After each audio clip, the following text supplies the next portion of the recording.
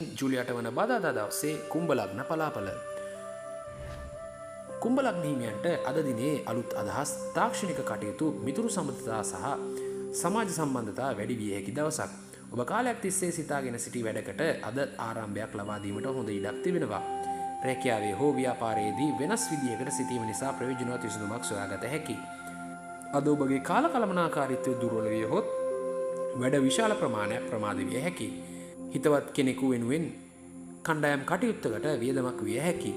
ආදරය හා පවුල් ජීවිතයේ ඔබගේ නිදහස ස්වභාවය නිසා කෙනෙකුට දුරස් බවක් දැනිය හැකි බැවින් ආදරයෙන් කතා කරන්න.